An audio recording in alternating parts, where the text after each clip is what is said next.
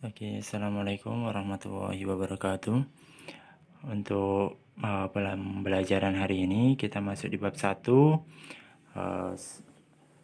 Semoga materi hari ini bisa kita terima dengan banyak manfaat ya. Untuk bab pertama ini adalah bab induksi matematika. Nah ini Bapak Faiz bagi menjadi beberapa bagian. Ada dua. Yang pertama adalah pengantar induksi matematika dan yang kedua adalah induksi matematika. Kemudian untuk yang pengantar induksi matematika ini ada materi sigma, mulai dari notasi, sifat, kemudian nilai suatu sigma sampai mengubah batas atas dan batas bawah. Nah, yang pertama ini ada notasi sigma. Kenapa ada notasi sigma? Kita manfaatnya adalah ketika kita menuliskan banyak angka, penjumlahan banyak angka, misalkan angka 1 tambah 2 tambah 3 tambah 4 tambah 5 tambah 6 tambah 7 sampai tambah seterusnya sampai suku ke n sampai n. Nah, itu kita bisa menuliskan dalam bentuk seperti ini. Sigma K sama dengan 1 sampai n dari UK. Jadi K-nya ini berjalan dari 1 sampai n.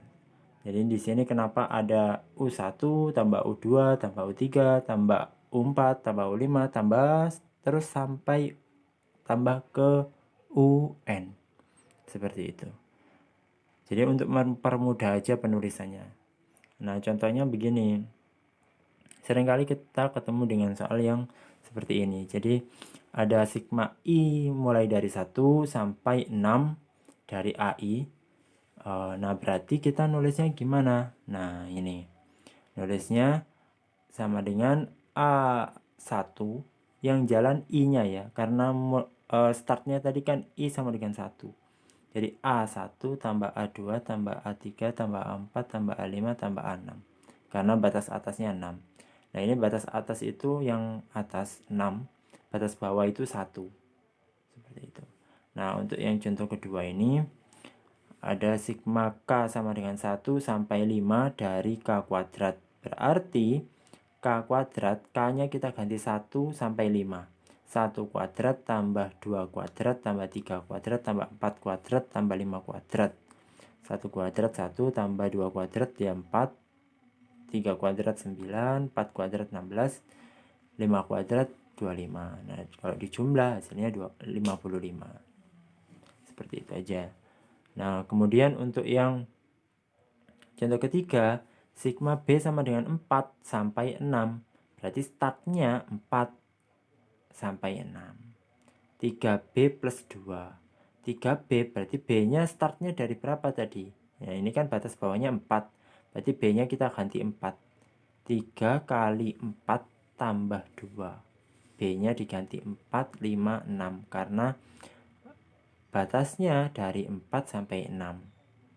Nah, berarti 3 kali 4 tambah 2. 14 ya. 3 kali 4 kan 12 tambah 2. 14. Ditambah 3 kali 5 ditambah 2. Berarti kan 3 kali 5, 15. 15 tambah 2, 17. Kemudian ditambah 3 kali 6 tambah 2.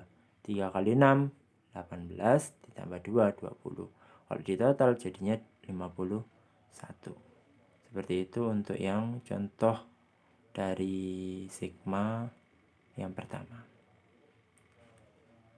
Kemudian untuk sifat-sifat notasi sigma ini ada mulai dari seperti ini. Yang pertama ada 1, 2, 3, 4, 5, 6. Ada 6. Nah, ini kalau misalkan ada sigma K sama dengan 1 sampai N dari K. Kalau misalkan mau kita ganti hurufnya jadi I, boleh. Berarti yang depan juga harus ganti, persamaannya juga harus ganti I. Ini kalau kita menjumpai seperti ini. Kemudian kalau kita menjumpai yang sifat kedua ini, sigma K dari M sampai N dari C. C ini konstanta ya, dimana C ini konstanta. Berarti kenapa Pak C itu konstanta? Sebenarnya bukan hanya C yang konstanta, tapi banyak huruf. Hanya kalian lihat keterangannya saja. Siapa yang menjadi siapakah C itu? Siapakah M itu? Siapakah N itu? Nah, di situ lihat keterangannya saja. Kalau di sini ada keterangannya bahwa C adalah konstanta. Konstanta itu apa? Angka itu loh konstanta. Jadi Di sini kalau menjumpai sigma K sama dengan M sampai N dari C, itu berarti batas sama dengan batas atas dikurangi batas bawah ditambah 1 dikali konstantanya tadi. Jadi N dikurangi M ditambah 1 dikali C. Tuh. Kemudian sifat yang ketiga, ini ada sigma mulai dari 1 sampai N. Persamaannya CK, di mana C ini adalah konstanta, K-nya ini persamaan. Berarti C-nya itu boleh ke depan, boleh jadi konstanta yang ada di depannya sigma. Artinya C kali sigma K sama dengan 1 sampai N dari K. Nah, sehingga kita boleh mengubahnya dari yang sebelumnya C-nya ada di belakangnya K ya, ada di dalamnya sigma, itu bisa kita ubah di luarnya sigma. Jadi C kali sigma K 1 sampai N dari K, seperti itu. Kemudian untuk sifat yang keempat ini saya skip karena nanti kita masuk di bagian terakhir. Kemudian ini ada sifat kelima, kalau ada K, sigma K dari 1 sampai M-1 ditambah K sama dengan M, ditambah sigma K sama dengan M sampai N dari K, maka kita bisa mengubah dia menjadi satu sigma dengan memasukkan batas bawah dari sigma pertama, berarti K sama dengan 1. Kemudian batas atasnya kita isi batas atas dari sigma kedua, yaitu N. Nah, K-nya karena K-nya sama, berarti ya K. Jadi ini syaratnya harus K-nya sama dan M-nya kurang dari N ya. Situ. Kemudian di bawah ini yang terakhir ada sifat ke-6, di mana sigma K dari S sampai S dari persamaan K, maka hasilnya itu pasti S. Karena misalkan kayak ada sigma K sama dengan 5 sampai 5 dari K, berarti sama dengan 5. Jadi langsung nilainya aja. Contohnya seperti ini. Jadi misalkan di sini ada diketahui sigma N sama dengan 6 sampai 25 dari Pi sama dengan 10. Nah, ini diketahuinya seperti ini. Kemudian yang ditanyakan adalah nilai dari N sama dengan 6 sampai 25 dari 2 ditambah Pi. Pembahasannya gini ya. Kita pecah yang 2 plus Pi-nya tadi. Ini kan diketahui, ditanya, kita tetap tulis. Kemudian 2 plus Pi-nya kita ubah jadi sigma N sama dengan 6. N sama dengan 6 sampai 25 dari 2 ditambah N sama dengan 6 sampai 25 dari Pi. Kita pecah satu-satu. Nah, yang ini yang 2 sigma 6 sampai 25 dari 2, ini kan kita pakai konstanta yang sifat pertama tadi. Nah, kita masukkan aja batas atas dikurangi batas bawah ditambah 1 dikali konstantanya. Kemudian ditambah dengan si ini yang tadi sigma N sama dengan 6 sampai 25 dari Pi. Kemudian 25 min 6 plus 1 dikali 2, ini kan 20. 25 dikurangi 6 ditambah 1, itu kan 20 ya. 20 kali 2 ditambah 10. Kenapa 10? Karena tadi kita diketahuinya ini N sigma N sama dengan 6 sampai 25 Pi itu nilainya 10. Berarti kita ganti 10 di sini. Karena dia kan sama. Sigma N sama dengan 6 sampai 25 Pi. Nah, ini kan diketahui dia nilainya 10. Jadi kita ubah di sini nilainya 10. Ini kan diketahui.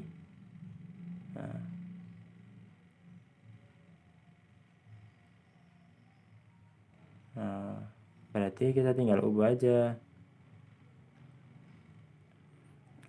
20 kali 2 40 ditambah 10 jadi 50 seperti itu.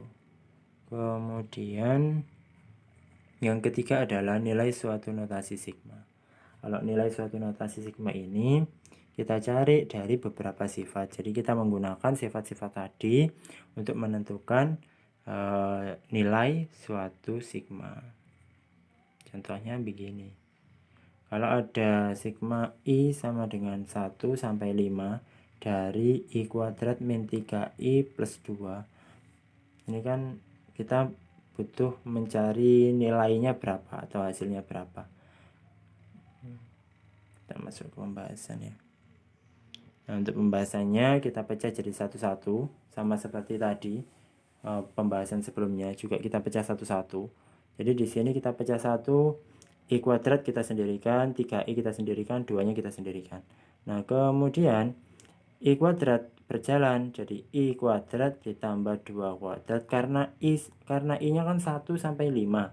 Makanya kita berjalan dari 1 sampai 5. I kuadrat tambah 2 kuadrat tambah 3 kuadrat tambah 4 kuadrat tambah 5 kuadrat. Begitupun yang ada di sigma I sama dengan 1 sampai 5 dari 3I. Ini juga gitu, I-nya berjalan. 3I kan artinya 3 kali I.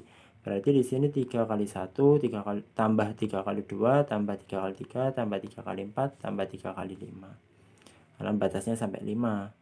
Jadi ini sampai 3 kali 5. Tuh, kalau yang belakang ini kan sigma I sama dengan 1 sampai 5 dari 2. Nah, itu kita kembalikan seperti sifat yang pertama tadi yang konstanta. Batas atas dikurangi batas bawah ditambah 1 dikali konstantanya. Di sini konstantanya 2 berarti dikali 2. Tuh, nah ini baru dicari satu-satu. 1 kuadrat, 2 kuadrat, 3 kuadrat, kan 1 tambah 4 tambah 9. Tambah 4 kuadrat 16. Tambah 5 kuadrat 25. Berarti 1 tambah 4 tambah 9 tambah 16 tambah 25. Ini ketemunya 50. Nah, yang ini juga gitu, 3 kali 1 tambah 3 kali 2 tambah 3 kali 3 tambah 3 kali 4 tambah 3 kali 5.